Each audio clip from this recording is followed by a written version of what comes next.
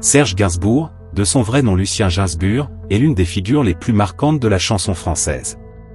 Auteur, compositeur, interprète, réalisateur, peintre et poète, Gainsbourg est connu pour son esprit provocateur et son génie créatif. De ses débuts dans les cabarets parisiens à ses succès internationaux, en passant par ses nombreuses collaborations et scandales, il a bousculé les conventions et laissé une empreinte indélébile sur la musique et la culture française. Voici l'histoire de ce personnage unique, de ses premières années à son héritage durable. Né le 2 avril 1928 à Paris, Serge Gainsbourg est le fils d'immigrés russes juifs. Son père, pianiste, lui transmet le goût de la musique dès son plus jeune âge. Lucien grandit dans une famille modeste, où l'art et la musique occupent une place importante.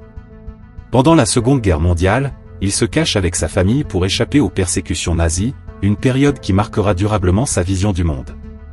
Dans les années 50, il commence à chanter dans des cabarets parisiens sous le nom de Serge Gainsbourg. Il se distingue par ses paroles poétiques, souvent sombres, et ses mélodies inspirées par le jazz.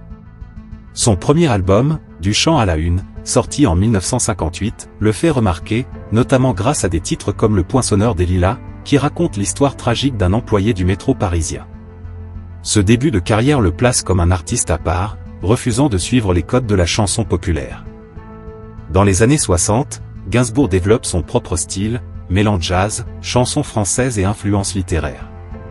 Il collabore avec des artistes comme Juliette Gréco et compose pour elle la chanson La Javanaise, qui devient un classique.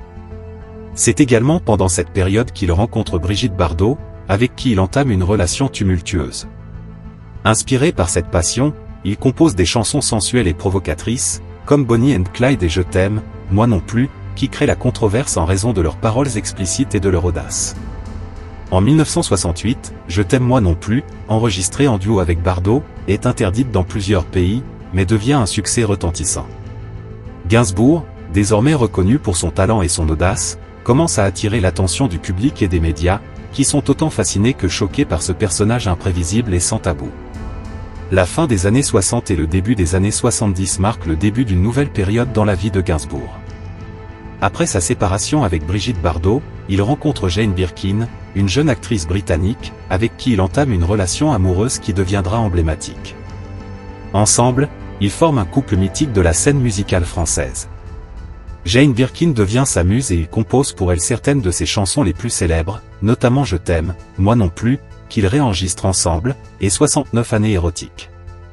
En 1971, il sort Histoire de Melody Nelson, un album concept devenu culte, racontant l'histoire d'un homme tombant amoureux d'une jeune fille. Cet album marque un tournant dans la musique française par sa production sophistiquée et son approche narrative. Bien qu'à sa sortie, Melody Nelson ne soit pas un succès commercial, il deviendra plus tard une référence pour de nombreux musiciens. Gainsbourg continue de provoquer et d'expérimenter.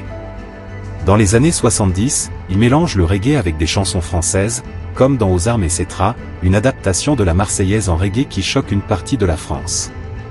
Ses apparitions publiques sont souvent marquées par des comportements provocateurs et parfois scandaleux, notamment lorsqu'il brûle un billet de 500 francs à la télévision, pour dénoncer le capitalisme.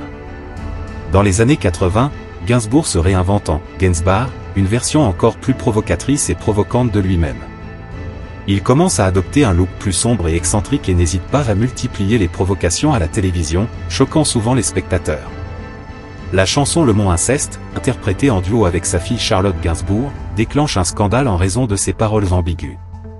Malgré les controverses, Gainsbourg continue de produire des œuvres marquantes. En 1984, il sort l'album Love on the Beat, qui aborde des thèmes provocateurs comme la sexualité et l'érotisme. Il reste un artiste controversé mais respecté, et son talent est reconnu au-delà des frontières de la France. Gainsbourg est désormais une icône, mais son style de vie et son usage excessif d'alcool et de tabac affectent sa santé et son apparence. Le 2 mars 1991, Serge Gainsbourg décède à l'âge de 62 ans d'une crise cardiaque, laissant derrière lui un héritage culturel immense. Sa mort est un choc pour la France, qui perd l'un de ses artistes les plus talentueux et originaux. Des centaines de personnes se rassemblent pour lui rendre hommage, et des artistes du monde entier expriment leur respect pour cet homme qui a su repousser les limites de la musique et de la poésie. Aujourd'hui, Serge Gainsbourg est considéré comme l'un des plus grands poètes de la chanson française, et son influence reste forte. Son style unique, sa capacité à mêler provocation et élégance, et ses chansons intemporelles continuent de fasciner de nouvelles générations. Sa maison, rue de Verneuil à Paris, est devenue un lieu de pèlerinage pour ses fans, et sa musique reste une source d'inspiration pour de nombreux artistes contemporains. Retrouvez les clips ou les chansons dans la description. Si cette histoire et cette vidéo vous ont plu, n'hésitez pas à rester avec nous.